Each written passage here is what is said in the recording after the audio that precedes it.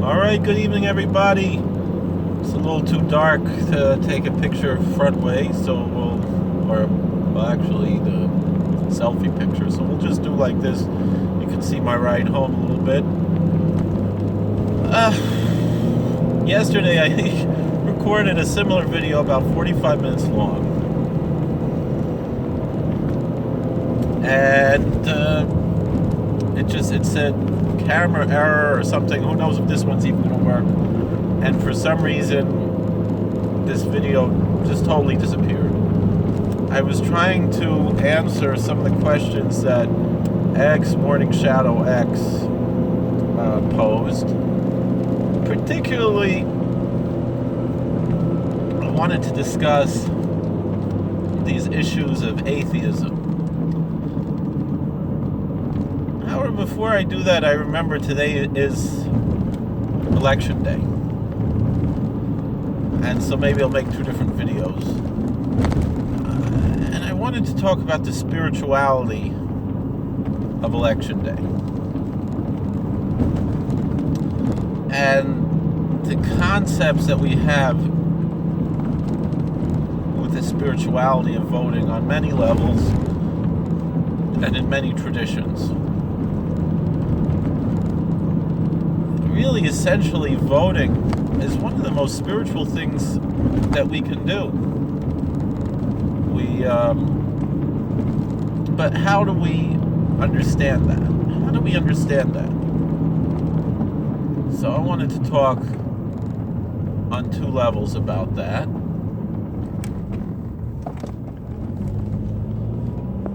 First of all, the secular understanding of spirituality. What do I mean by that? Well, I serve as a chaplain in two different states. In a New York State where I serve the Office of Mental Health, a chaplain in a mental hospital, I was given the task, in addition to serving those of my own faith, or those who are interested in my own faith tradition in the Jewish world, offering Jewish services and doing one-on-one visits with counseling the residents there. For many years, I oversaw and I guess the proper word would be facilitated. I had to think for a second there. I facilitated what they call spirituality groups. And after facilitating these groups for about a year, they gave me a guidebook from the state on how to facilitate them, which was nice. That after I've been doing this for a while, I got some guidance on what I'm supposed to be doing, which I found that much of what I was supposed to be doing, I was doing anyway, which is interesting because I heard that since I switched from 3 days a week there at the hospital to only 1 day a week, and actually my wife took 2 of my days, but her spirituality groups are focused on art and music, and have much less religious quality to them, but probably more spiritual quality.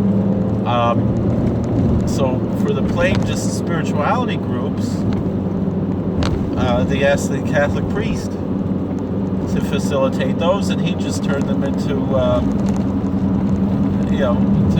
to Catholic teachings, which is interesting because I would think that a Catholic priest would understand. I talk a lot about Bishop Fulton Sheen. In fact, yesterday, this video that got erased, I spent probably about 10 or 15 minutes talking about Bishop Fulton Sheen. And people know that I'm a fan of his, as many Jewish people historically were. And he managed to have not all of his media programs. Many of his media programs were strictly Catholic, if not most of them, but his most popular program, particularly Life is Worth Living, were almost entirely secular in nature and had a broad appeal and would be essentially what we would call these spirituality groups, he certainly had a Catholic bias there. As when I would do the spirituality groups, I had a certain Jewish bias. But still, I recognized what the position was, and yet when I got this this guidebook, which I don't know if my friend the priest got yet, the guidebook pretty much says that, as New York State would define it, the state of New York would define spirituality in its lowest common denominator, or its greatest common denominator, however you want to approach that, as whatever makes your life meaningful. And when I reflected on what that meant to me, I would often say, when teaching this group, when facilitating this group, what I would say is, what makes a human life different than an animal life? Now, that's not to say that animal lives are not meaningful, necessarily. However, most of what we understand as meaning in animal life is either anthropomorphism or the meaning that animals put into our lives. But not necessarily the meaning that exists in the animal's actual life. We have no true insight into that. We speculate that we do, particularly with the stories of Coco the gorilla. Perhaps there's a little bit more meaning in her life and certain of the other higher primates.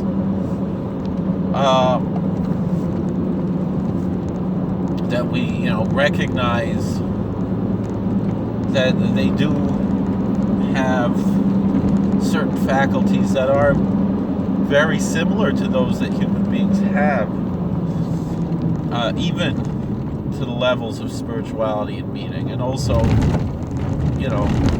anthropology points to other human species as it's understood today, although it could be questionable how we can define Neanderthal as a separate species when it,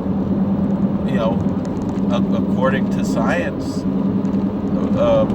interbred with our species and successfully so, and that we have Neanderthal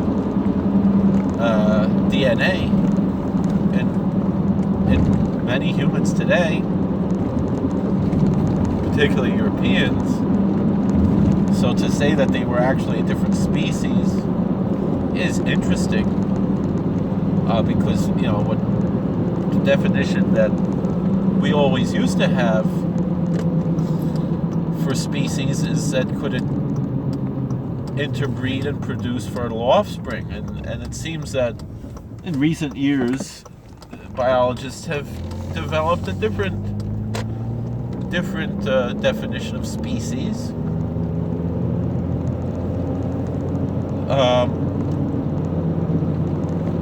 Although certainly they recognize the concept of the subspecies as well. What exactly does it mean then? You could put on a blinker, that stinky old truck. It's like from that song, Mamas Don't Let Your Babies Grow Up to Be Cowboys and drive those dirty old trucks. Like, that truck stinks. Oh my. And they couldn't put on the blinker. So anyway,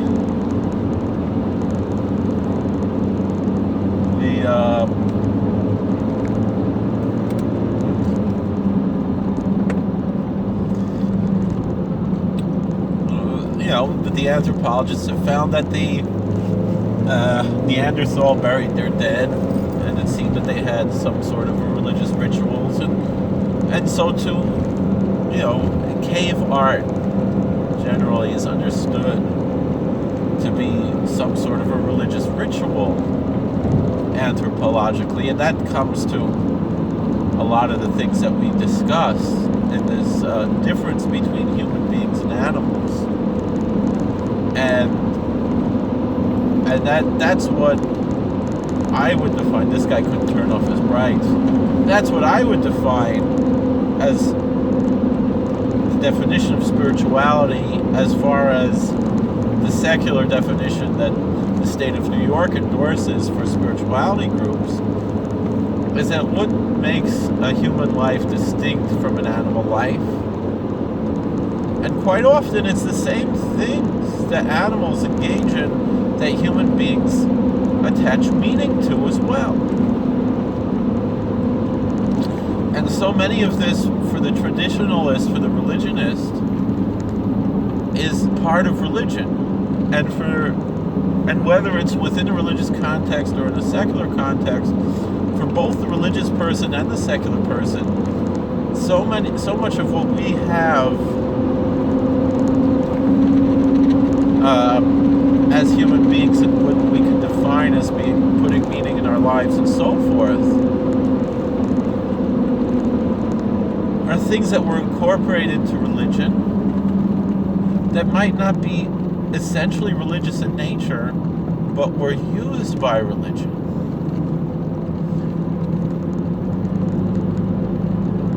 And had meaning attached to in the traditional religions, and still do to today, even in new ways.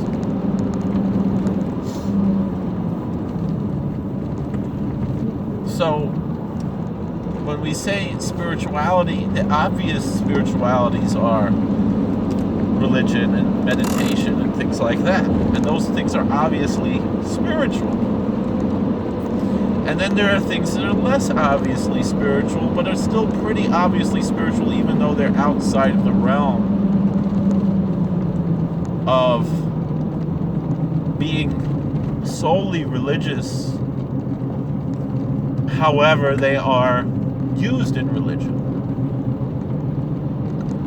And these are things like music and art that don't serve an obvious purpose, and yet they are there in religion, and they are there outside of religion, and they are part of what we talk about as making life meaningful, music and art. And then there are things that are less obviously spiritual and yet are also part of religion, and are also spiritual, and are also things that animals do not really engage in as far as we know. And so, for example, science, mathematics, history, or the whole gamut of social studies and language arts, all of these things are essentially spiritual if we define spirituality in its lowest common denominator or its greatest common denominator of whatever makes your life meaningful, and how I would kind of somewhat pigeonhole that to mean what distinguishes human life from animal life. And animals do have hierarchy. You know, we know the ants and the bees, most of the hymenopterids have this system, as do the naked mole rats and some other animals.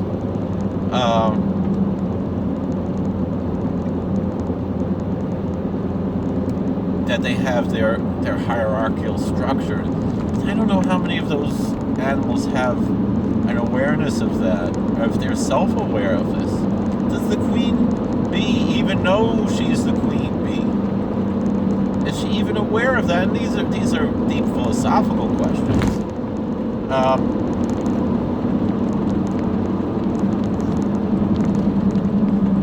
And these are what we really don't know. You know, I mean, it goes back to Lao Tzu, you know, where he's, Taoist tradition, where he said, he had a dream that he was a butterfly, and he didn't know if he was a man dreaming he was a butterfly, or a butterfly dreaming he was a man. I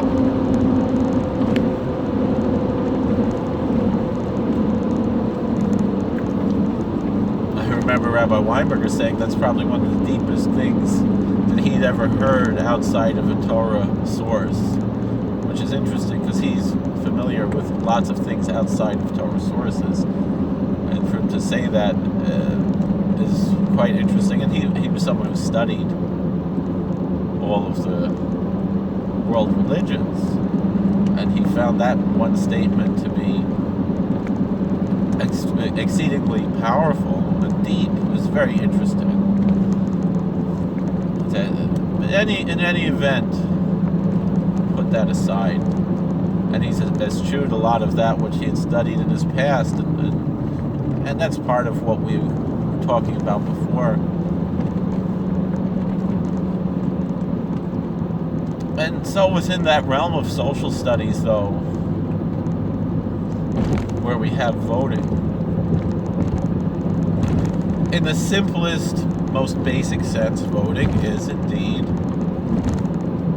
a spiritual pursuit, because it's something that animals do not do. You know, the animals don't vote for their queen.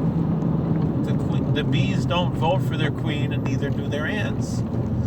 They have hereditary monarchs, and yet our hereditary monarchs are also objects of great spirituality in the human traditions, to the point where so many of the monarchs are seen as saints, and I think, you know, I think of, on different levels. You know, we were talking today. We were learning about Melchizedek, and his position as both a priest and a king. And we looked into Onkelos. I was thinking about what Rabbi Bar Tzadok said yesterday. You can look at his video on Kosher Torah on YouTube. But where he said, you know, pretty much anybody who is a servant is a Melchizedekian priest. You don't need all the pomp and circumstance that the Mormons have and other traditions have about what it means to be a Melchizedek priest. He said every servant is a Melchizedek priest, but I found it fascinating that, you know, the word Kohen, which we've translated as priest, Onkelos takes the same word. I'm always fascinated by whenever Onkelos uses a different word to translate a same word. Like malach, we discussed that before. Is it angel? Is it messenger? Even though an angel is a messenger, but there's a distinction that Onkelos makes there in his Targum, but the Aramaic translation of Scripture. But I am fascinated by this word Kohen. Now, this is what we were studying. When we mean a Jewish priest from the line of Aaron, Onkelos always says Kahana. When we're speaking of Jethro, Yisro, Kohen Midian, Chesed Moshe, Jethro, Moses' father-in-law, was called the Kohen of Midian, the priest of Midian. But there, it's Rabbah Midian. That's what you could say is the leader, the chief of Midian. And here, by Melchizedek, Onkelos says Bishamesh, a Hebrew word. But the minister, or even perhaps you could say something like a deacon or a sexton, a servant.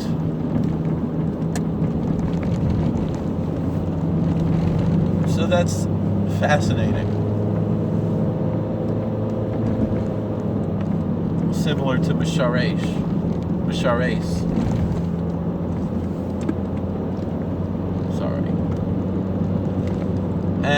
But moving away from that, getting back to this spirituality of voting, I didn't vote yet. And I remember voting last year and having this horrible dread, and then seeing it come true.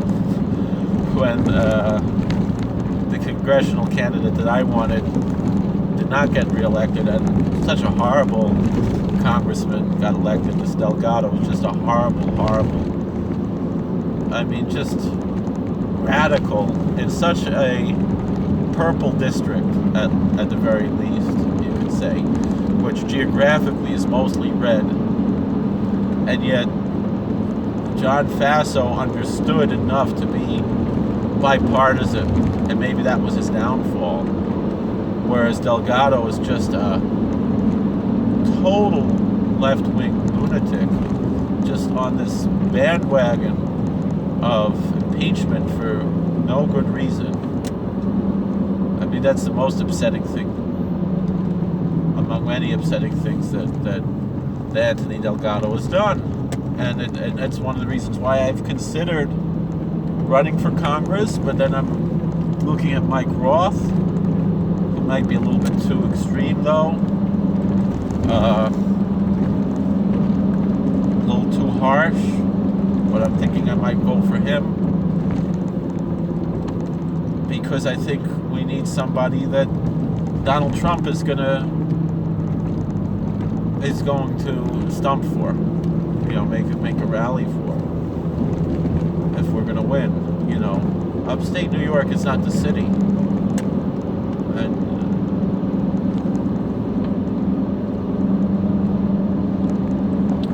in any event,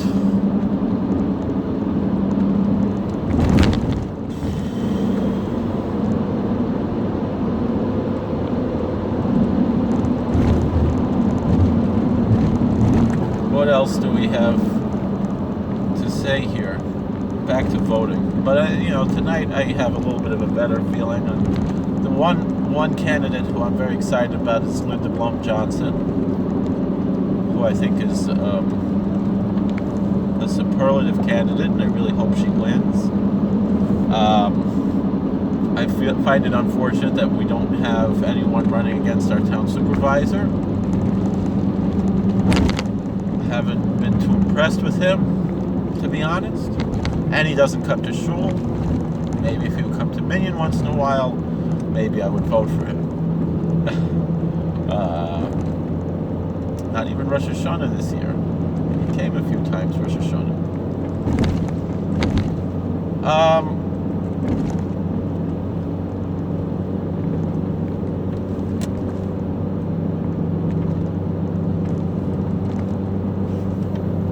In any event, let's go back to what we were talking about. So the interesting thing is, of course, music can exist outside of religion, art can exist outside of religion, although for a long time in the Western world and in the Eastern world, music and art existed mostly within the realm of religion. Voting is one of those interesting things. And then when it comes to science, math, and history, those are something different when it comes to the world of religion and science, the world of religion and math, the world of religion and history. I mean, religious history is a very popular subject. I think all religious people have a certain interest in the history of their religion. And even people who are not very religious find the history of their professed religion to be interesting. Perhaps sometimes more interesting than what is, in the actual, religion part, And although, certain religious teachers of history like Rabbi Victor Miller, used history as a means of teaching religion more than anything, and so many people might question his approach to history, religious, but he called it a didactic history in the sense of using history as a means to the end of teaching, teaching the faith.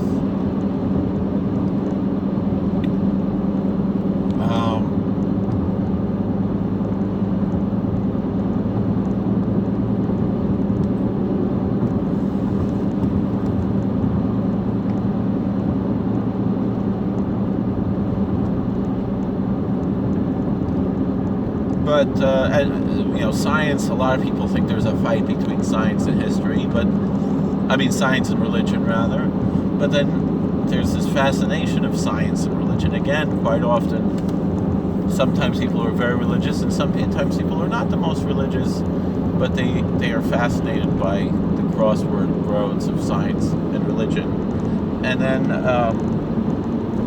math and religion, that a lot of people might not find that to be that obvious unless you're Jewish, and math is a big part of religion, the Jewish religion, the gematria, and other things like that, and some other religions have copied that, particularly rather obscure kind of mostly a prison cult, and otherwise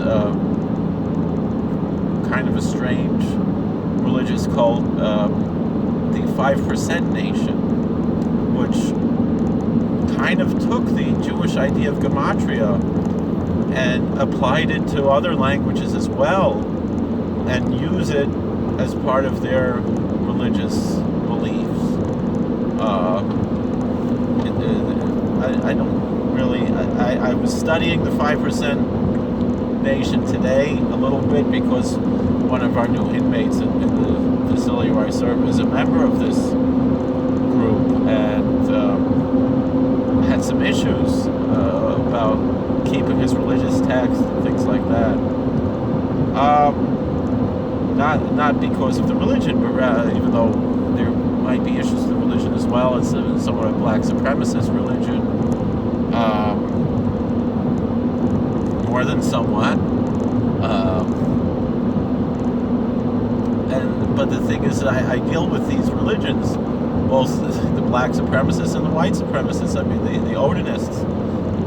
And not that all Odinists are white supremacists. I was interviewing today an Odinist who was at least expressing to me that he was very upset by the white supremacy and the gang issues in his religion, and that he was attracted to this religion because he was attracted to the war and the traditions,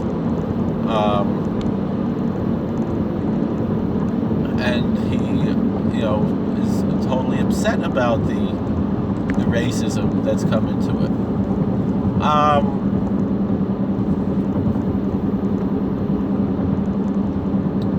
And I would say the vast majority of Odinists are not white supremacists. Maybe not the vast majority, but at least the ones that I meet, in the prison and so forth, they don't have any issues sitting and talking to me.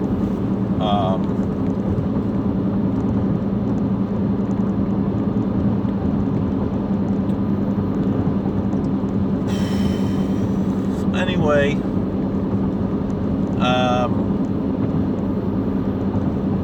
and I respect them.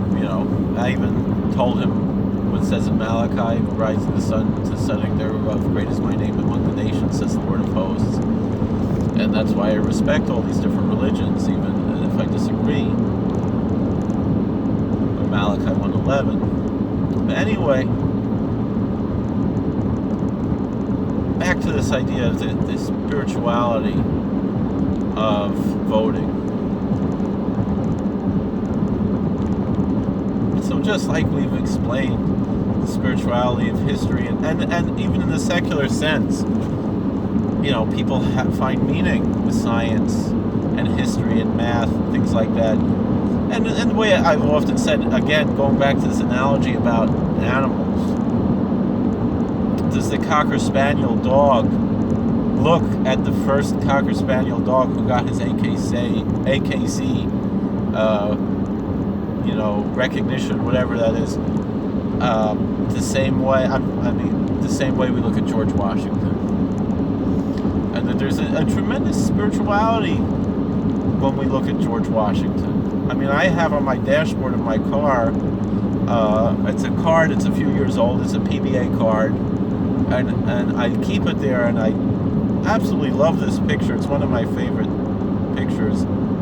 It's George Washington kneeling in prayer, and I just treasure that picture so much that it's just such a heartwarming image,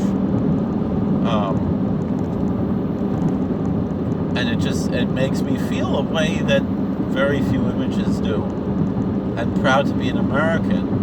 And the thing is I mentioned Melchizedek and how we look at King David and King Solomon and King Hezekiah as these saintly figures, King Josiah,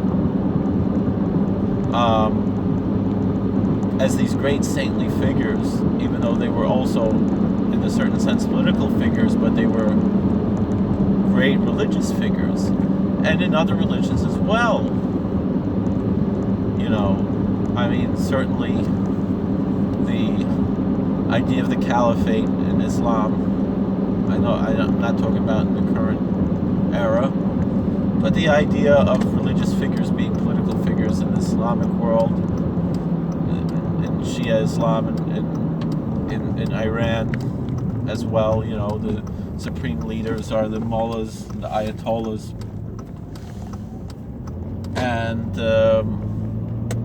and these are religious figures. And I think about, for example, in Hungary, the first king of Hungary was Saint Stephen, who was a Christian saint. So, you know, I know that about Hungary. I'm not so sure about these other countries, but also, you know, the Pope was often, for a long time, a political figure, almost more than a religious figure. This, in a positive sense, progressive notion of democracy and elections, in a certain sense, is superior to the animals, where they, like humans, might have hereditary kings, and yet we have elected kings. But then again, if you look at the Pope, he's elected by the College of Cardinals.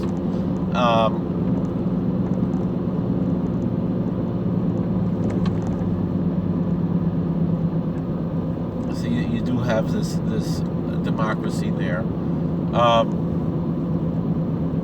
But taking part in the democratic process, again, on several levels, it's a spiritual act. Obviously, a lot of people have their political views attached in some way to their religious views. Sometimes religious views influence political views, and sometimes political views influence religious views.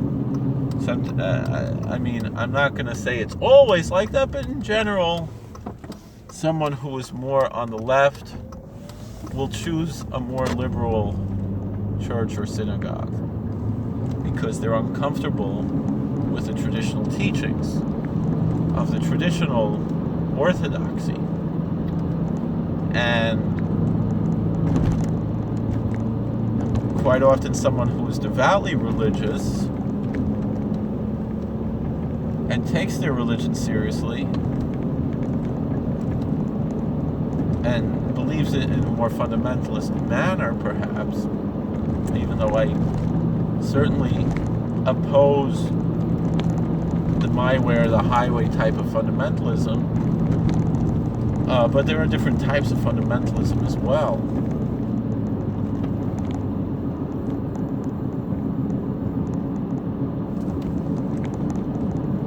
But those who adhere to their religions in a more traditional way will generally, not always, be more on the right politically. And then certain people might just, they grew up in a certain type of synagogue or church, and still they see the light and are on the right in America. the American right. I always, distinguish between the American right and the European right.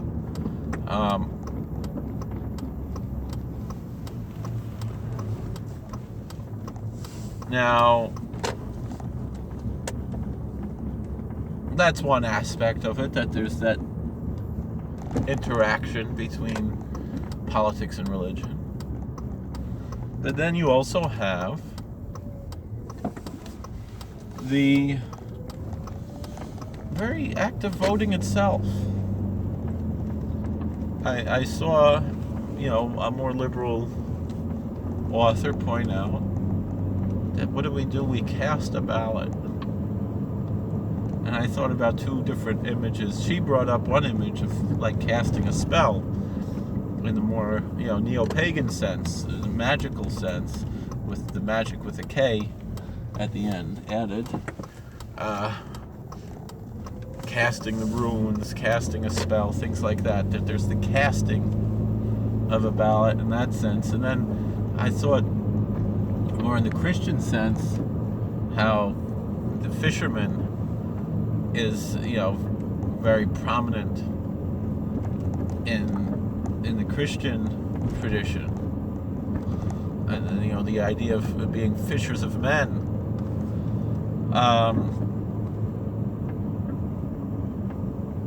and casting a rod to catch a fish, and that's also what we're doing when we're casting our ballot.